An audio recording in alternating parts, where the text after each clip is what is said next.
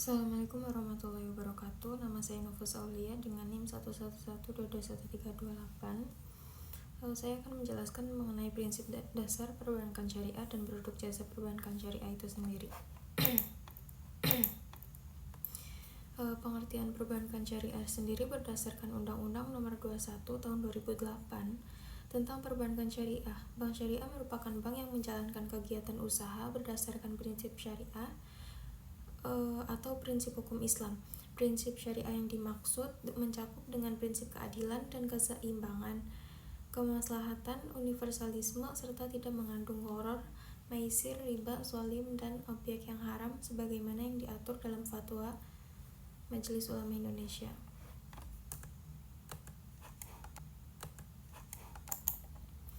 Selanjutnya, ciri bank syariah yang pertama ada pengelolaan dana bank syariah yang harus terhindar dari praktik perjudian atau maisir, izin dalam transaksi atau gharar, dan riba. Oleh karena itu, pengelolaan bank syariah harus didahului akad. Yang kedua, sebagai bentuk pemberian keuntungan bagi nasabahnya, bank syariah menggunakan sistem nisbah atau bagi hasil. Hal ini karena bunga yang diberikan pada bank konvensional menimbulkan riba. Yang ketiga, ciri khas bank syariah yang tidak dimiliki oleh perbankan konvensional yakni adanya Dewan Pengawas Syariah atau DPS. DPS sendiri merupakan lembaga pengawas yang memastikan bahwa perusahaan telah mematuhi prinsip syariah baik dari produk dan layanannya. Yang keempat, tidak adanya kegiatan spekulatif atau transaksi yang mengandung ketidakjelasan atau gharar pada setiap transaksi keuangan yang dilakukan.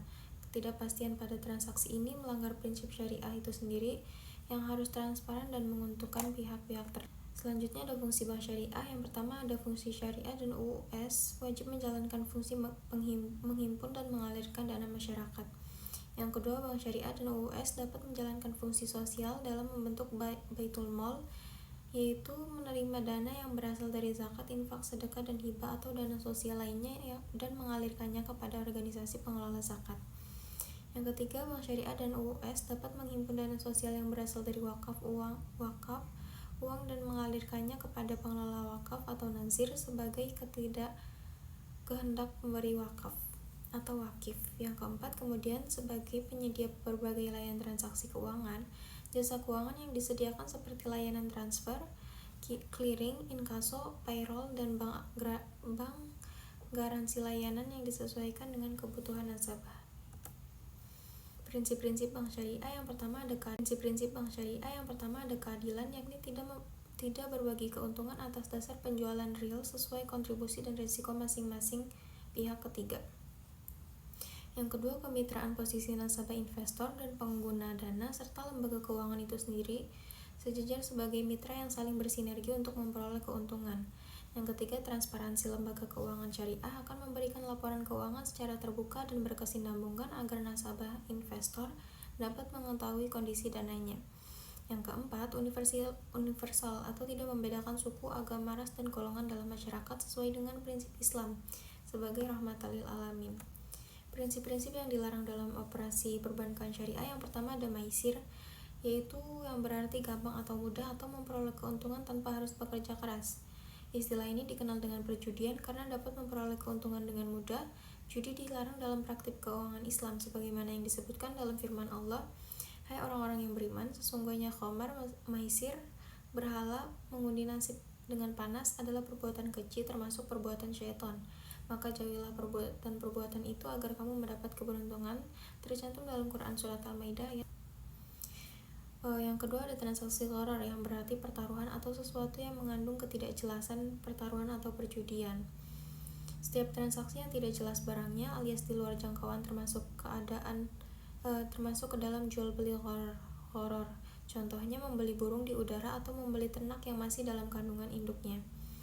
Ayat yang melarang gharar diantaranya, dan janganlah sebagian kamu memakan harta sebagian yang lain di antara kamu dengan jalan yang batil, dan janganlah kamu membawa urusan harta itu kepada hakim, supaya kamu dapat memakan sebagian daripada harta benda orang itu dengan jalan berbuat dosa, padahal kamu mengetahui. Tercantum dalam Quran Surat Al-Baqarah ayat 188. Transaksi ketiga ada riba. Riba bermakna pertambahan, kelebihan, pertumbuhan, atau peningkatan.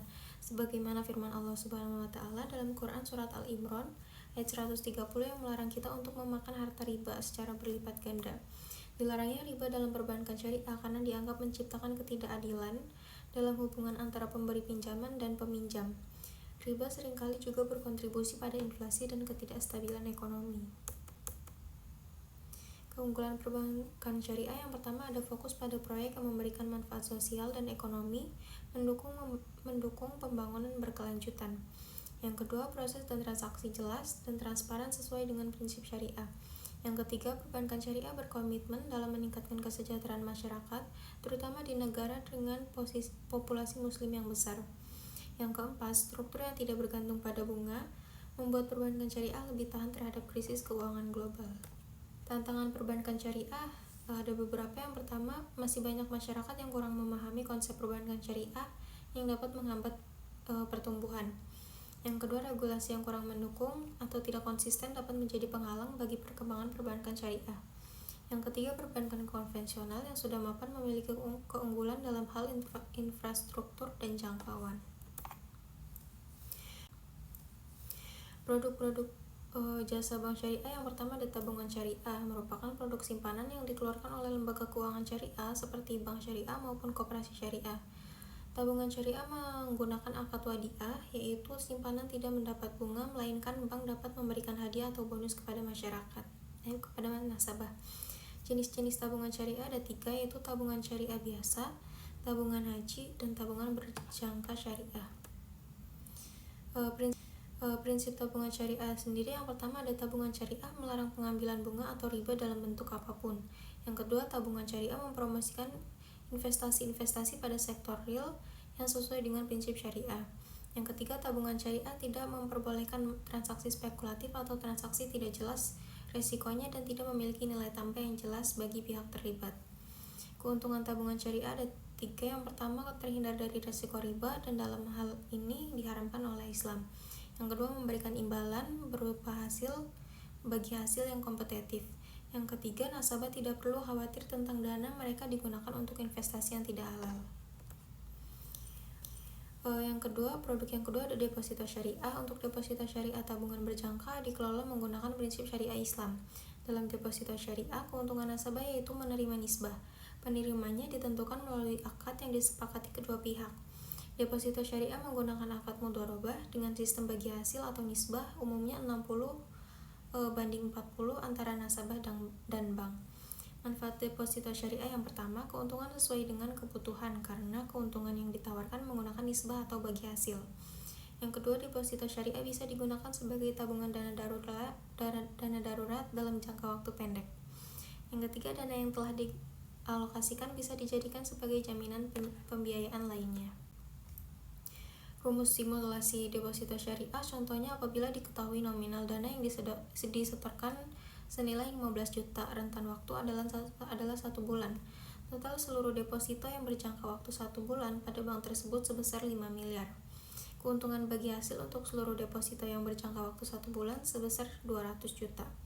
Presentasi nisbah dalam rentan waktu 1 bulan senilai 55% untuk nasabah dan 45% untuk bank. Perhitungan nisbah yang akan diterima dapat dihitung sebagai berikut, yaitu 15 juta dibagi 5 miliar dikali 55% dikali 200 juta.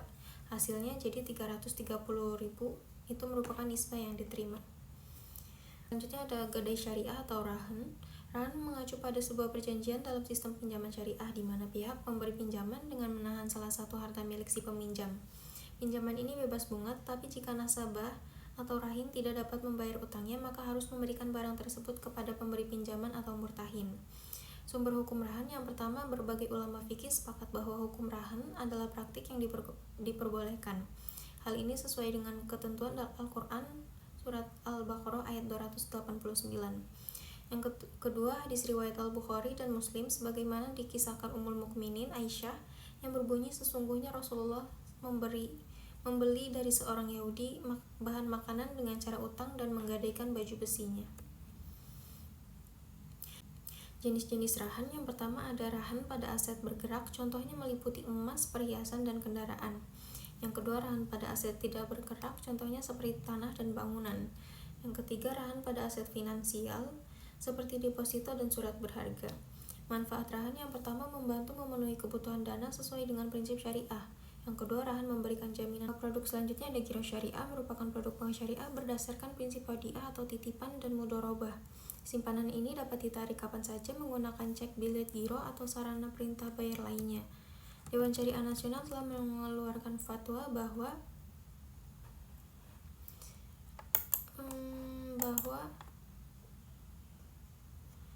giro syariah yang sah adalah yang dijalankan berdasarkan prinsip ini.